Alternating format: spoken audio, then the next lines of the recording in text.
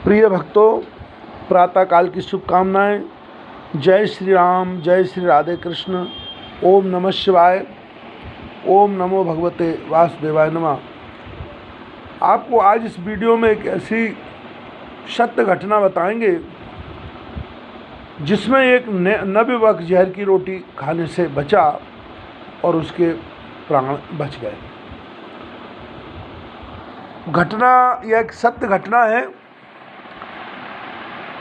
घटना इस तरह से है कि एक महिला का नियम था कि वह प्रतिदिन जब भोजन बनाती थी तो एक रोटी किसी भी भूखे व्यक्ति के लिए प्रतिदिन निकाल करके और अपनी खिड़की में रख दिया करती थी और उसको ज़रूरतमंद जो भी व्यक्ति हो वो ले जाए, ऐसा उसका भाव रहता था। तो एक गरीब साधु टाइप का व्यक्ति आता और प्रतिदिन उसकी खिड़की में से रोटी ले जाता और ऐसा बोलता कि जो आप अच्छा करोगे वो आपके पास में रहेगा और जो आप बुरा करोगे वो वापस आपको मिल जाएगा। और कभी कभी ऐसा भी कहता कि जो आप बुरा करोगे वह आपको वापस मिलेगा और जो आप अच्छा करोगे वो आपके पास रहेगा और आपको कल्याण प्राप्त होगा। अब वो जब रोज़ रोज़ ऐसा कहता कि जो आप अच्छा करोगे वो आपको वापस मिल जाएगा और जो आप बुरा करोगे वो आपके पास रह जाएगा, तो बहुत दिनों तक वो महिला ऐसा सुनती रही और सुनते सुनते उसको चिढ़ होने लगी कि ये रोज़ाना रोटी ले जाता है और धन्यवाद देता नहीं है और ऐसी बात बोलते और बड़बड़ा के चला जाता है। एक दिन महिला ने विचार किया कि क्यों ना मैं इस रोटी में जहर मिला दूं जिससे ये इसका प्राणांत हो जाए, ये मर जाए। जो गरीब साधु है, भिक्षुक है, ये मर जाए। उस महिला ने रोटी में जहर मिला दिया और जहर मिला करके जब वो खिड़की की तरफ जाने लगी रखने जिससे कि साधु की मौत हो जाए, तो उसका जी घबराने लगा, हाथ कांपने लगे और सोचने लगी कि गरीब साधु है, ठीक है, बूढ़ा है, किसी कारण से ऐसा बड़बड़ाता है कि जो तुम अच्छा करोगे वो जो है वो तुम्हारे पास रहेगा और तुम बुरा करोगे तो तुम्हें वापस मिल जाएगा।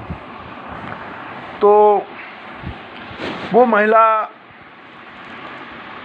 बहुत हिम्मत करने के बाद भी उस जहरीली रोटी को खिड़की में न रख के उसने आग पर उसको जला दिया और फिर उस गरीब साधु के लिए, बूढ़े साधु के लिए एक रोटी तैयार की।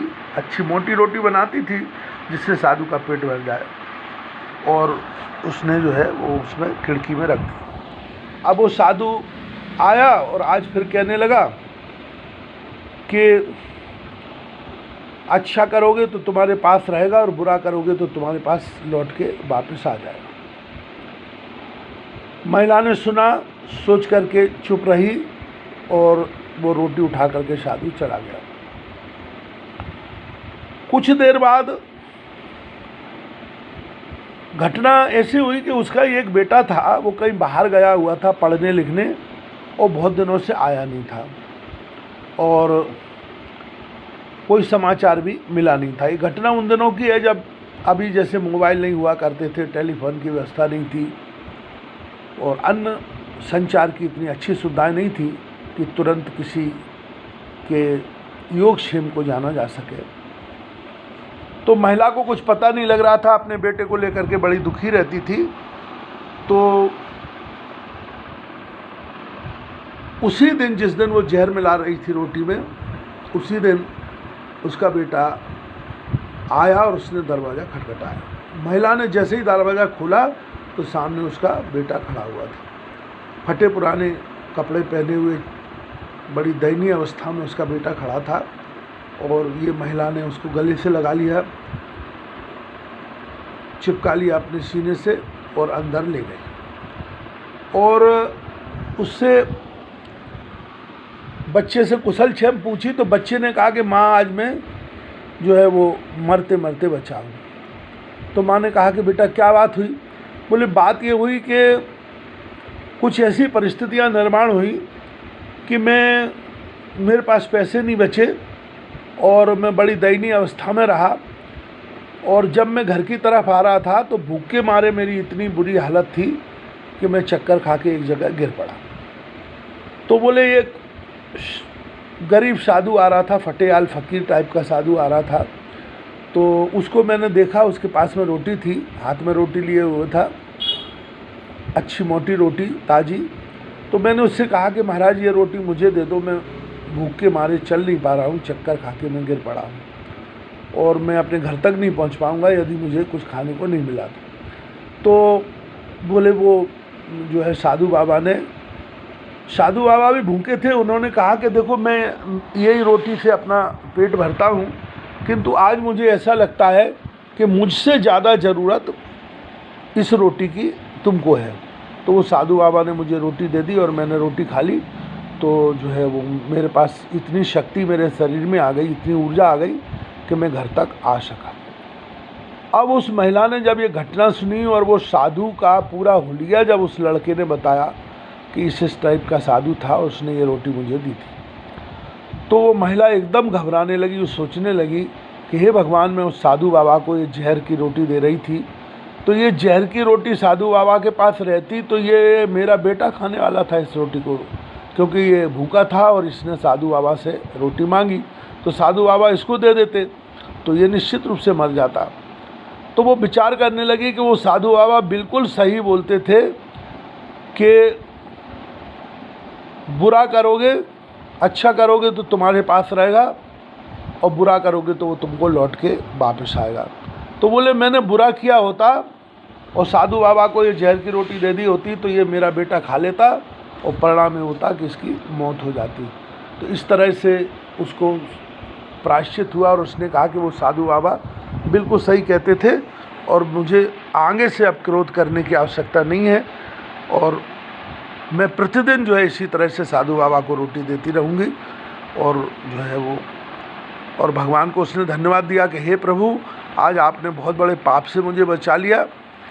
साधु बाबा मरते तो भी पाप लगता और मेरा बेटा मरता तो मैं तो फिर अपने आप को माफ़ी नहीं कर पाती और मुझे भी मरना ही पड़ता।